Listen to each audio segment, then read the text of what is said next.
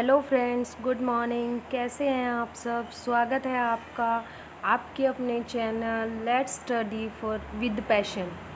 Okay then ये पर्यावरण की एक सीरीज़ है जो हमने कल ही स्टार्ट की थी। इसके 10 क्वेश्चंस हम कल कर चुके हैं, तो आज हम 11 क्वेश्चन से स्टार्ट करते हैं।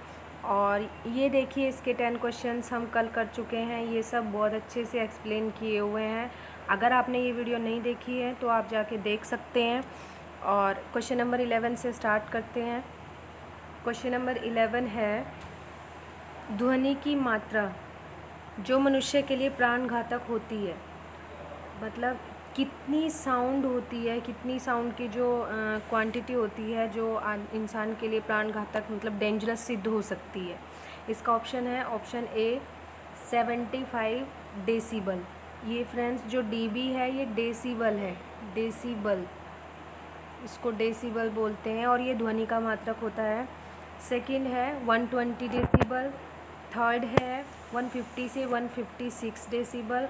और फोर्थ है 90 से 95 डेसिबल। तो आप इसका जो आंसर है वो गेस कर लीजिए। चलिए देखते हैं इसका आंसर क्या है। इसका आंसर है सी, 150 से 156 डेसिबल तक की जो साउंड होती है वो इंसान के कानों के लिए ख़तरनाक सिद्ध हो सकती है। तो चलिए नेक्स्ट क्वेश्चन देखते हैं।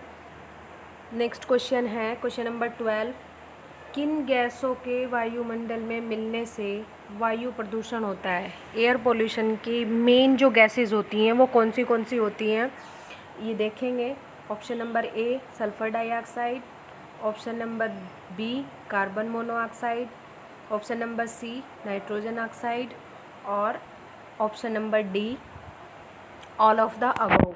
तो आप देख लीजिए इसमें से कौन सी जो गैसेस होती हैं वो नुकसानदायक होती हैं और प्रदूषण फैलाती हैं। तो चलिए देखते हैं इसका आंसर, और इसका आंसर है डी, उपयुक्त सभी, means all of the above. देखिए फ्रेंड्स, ये जो सारी गैसेस होती हैं ये सारी ही प्रदूषण में कारक सिद्ध होती हैं। प्रदूषण में ही इनका जो योगदान होता है। सल्फ़र डाइऑक्साइड होती है SO2, carbon monoxide CO, N2O, और इनसे अलग कुछ गैसेस होती हैं CO2 हो गई और आपकी ओजोन हो गई। और ये सब जो गैसेस होती हैं ये मिलकर क्या करती हैं, प्रदूषण फैलाती हैं। तो चलिए नेक्स्ट क्वेश्चन की तरफ बढ़ते हैं। क्वेश्चन नंबर 13, हरित गृह प्रभाव का क्या परिणाम है। हरित गृह प्रभाव, ग्रीन हाउस इफ़ेक्ट का क्या परिणाम है, क्या कॉन्सिक्वेंसेस हो सकते हैं, इसके बारे में देखते हैं। फर्स्ट, संसार में वनों का विस्तार। संसार में वनों का विस्तार हो रहा है। बी, संसार में वनों की समाप्ति हो रही है। संसार के तापमान में वृद्धि हो रही है, या हरित क्रांति। आप चेक कर लीजिए इनमें से कौन सा क्वेश्चन का आंसर का ऑप्शन बैठता है। तो चलिए देखते हैं, इसका आंसर है सी, संसार के तापमान में वृद्धि। तो जैसे ही टेम्परेचर में वृद्धि हो रही है, बढ़ रहा है, टेम्परेचर इंक्रीज़ हो रहा है, तो ग्रीन हाउस इफ़ेक्ट की वजह से ही हो रहा है। नेक्स्ट देखते हैं क्वेश्चन नंबर 14। क्वेश्चन नंबर 14 है, नाइट्रोजन का वायुमंडल से कभी ख़त्म न होना किस चीज़ का संकेत करता है। हवा में नाइट्रोजन का निर्माण होना, नाइट्रोजन के द्रवीकरण होना, सी प्रकृति में नाइट्रोजन चक्र का होना, और डी वायुमंडलीय नाइट्रोजन का नाइट्रोजनी समृद्धि में परिवर्तन।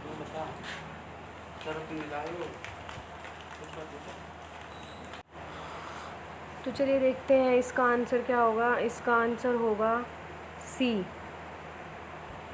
प्रकृति में नाइट्रोजन चक्र का होना। नाइट्रोजन चक्र होता है तो नाइट्रोजन साइकिल की वजह से ही वायुमंडल में नाइट्रोजन हमेशा बनी रहती है। और इसकी एक्सप्लेनेशन में देखते हैं, नाइट्रोजन का वायुमंडल से कभी ख़त्म न होना प्रकृति में नाइट्रोजन चक्र के होने का संकेत करता है। तो चलिए नेक्स्ट क्वेश्चन देखते हैं। नेक्स्ट क्वेश्चन है क्वेश्चन नंबर 15, और ये क्वेश्चन है, गंगा नदी को केंद्रीय सरकार ने राष्ट्रीय नदी का दर्जा कब प्रदान किया था। इसके ऑप्शंस हैं ए 2014 में, बी 1995 में, सी 2000 में और डी 2005 में। तो इसका आप देख लीजिए इसका क्या आंसर होगा, और इसका आंसर चलिए देख लेते हैं, डी 2005 2005 में राष्ट्रीय दर्जा दिया गया था गंगा नदी को। तो गंगा नदी को राष्ट्रीय नदी का जो दर्जा दिया गया था वो 2005 में दिया गया था। इसकी व्याख्या देख लेते हैं। सफाई की अनेक परियोजनाओं के क्रम में नवंबर 2005 में भारत सरकार द्वारा इसे राष्ट्रीय नदी तथा इलाहाबाद और हल्दिया के बीच गंगा नदी जलमार्ग को राष्ट्रीय जलमार्ग घोषित किया गया था। और फ्रेंड्स, एक और इम्पोर्टेंट बात है इससे रिलेटेड, भारत का केवल एक ही जलमार्ग है जो नदी जलमार्ग जो गंगा नदी में है और इलाहाबाद से हल्दिया के बीच है, और जिसे राष्ट्रीय जलमार्ग 1 घोषित किया गया है। चलिए नेक्स्ट देखते हैं। क्वेश्चन नंबर 16, निम्नलिखित में से कौन असुमेलित है? मीन्स क्या इसमें गलत है, ये चेक करते हैं। फर्स्ट, इंदिरा प्रियदर्शनी वृक्ष मित्र पुरस्कार 1986, राजीव गांधी पर्यावरण पुरस्कार 1993, मेदिनी पुरस्कार रक्षा क्षेत्र में दिया जाता है, मरुभूमि पर्यावरण फेलोशिप जोधपुर विश्वविद्यालय। तो इसमें से कौन सा गलत है हमें ये बताना है। तो चलिए इसका आंसर देख लेते हैं। इसका आंसर है सी, मेदिनी पुरस्कार रक्षा क्षेत्र। फ्रेंड्स, ये जो मेदिनी पुरस्कार है ये रक्षा क्षेत्र में नहीं दिया जाता, ये दिया जाता है पर्यावरण के क्षेत्र में, और पर्यावरण के क्षेत्र में दिया जाता है। तो चलिए देखते हैं इसकी एक्सप्लेनेशन। मेदिनी पुरस्कार योजना, ये पुरस्कार पर्यावरण तथा उससे संबंधित विषयों जैसे वन्य जीव, जल संसाधन एवं संरक्षण पर हिंदी में मूल कार्यों को प्रोत्साहित करने के लिए भारतीय लेखकों को प्रतिवर्ष दिया जाता है। ये पुरस्कार लेखकों को दिया जाता है जो पर्यावरण से रिलेटेड संरचनाएं लिखते हैं। तो चलिए फ्रेंड्स, आशा करती हूँ समझ में आ गया होगा। Next question number 17। Question number 17 है, भारतीय संसद द्वारा जैव विविधता एक्ट कब पारित किया गया था? ऑप्शन ए मई 2000, बी दिसंबर 2002, सी जनवरी 2002 और डी अक्टूबर 2008। तो इनमें से क्या ऑप्शन सही होगा? चलिए देख लेते हैं। ऑप्शन नंबर बी, दिसंबर 2002।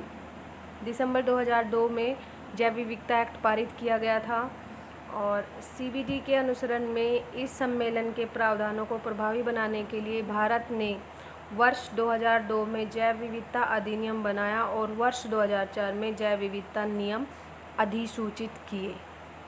तो चलिए नेक्स्ट देख लेते हैं। क्वेश्चन नंबर 18, प्राचीन भारत में महान पर्यावरणविद कौन थे? First Charak, second Buffon, third Theocritus and fourth उपरोक्त में से कोई नहीं, none of the above. Check कर लीजिए इनमें से कौन सा आंसर सही होगा और फिर बताइए। नेक्स्ट है, सॉरी, इसका आंसर है चरक। जो चरक थे वो प्राचीन भारत के महान पर्यावरणविद थे, और वो जो पर्यावरण में जो जड़ी बूटियाँ होती है उनसे दवाइयाँ भी बनाया करते थे, वो चिकित्सा शास्त्री भी थे। तो चलिए नेक्स्ट देख लेते हैं। Question number 19। क्वेश्चन नंबर 19, 18वीं शताब्दी में किसने जीवों और वातावरण के पारस्परिक संबंधों का सुव्यवस्थित अध्ययन किया था? ए थियोक्रिटिक, बी चरक, सी बफन और D none of the above. तो इन्हें चेक कर लेते हैं इनमें से कौन सा आंसर सही होगा। चलिए देखते हैं। ए थियोक्रेट्स। तो इसका जो सही आंसर है वो होगा थियोक्रेट्स। नेक्स्ट क्वेश्चन है क्वेश्चन नंबर 20, और ये लास्ट क्वेश्चन है। और विश्व पर्यावरण दिवस कब मनाया जाता है? फ्रेंड्स, ये क्वेश्चन मैं आपके लिए छोड़ती हूँ, इसका आंसर सभी को पता होगा। तो बताइएगा कि विश्व पर्यावरण दिवस कब मनाया जाता है। वेल नोन है, बहुत अच्छे से सभी जानते हैं, और कमेंट बॉक्स में बताना कि इसका जो आंसर है वो क्या होगा। ए 5 मई, बी 5 जून, सी 5 दिसंबर और डी 5 मार्च। तो चलिए फ्रेंड्स, ये थे आज के 10 क्वेश्चंस, और नेक्स्ट जो 10 क्वेश्चंस हैं वो हम कल डालेंगे। And thank you so much for watching.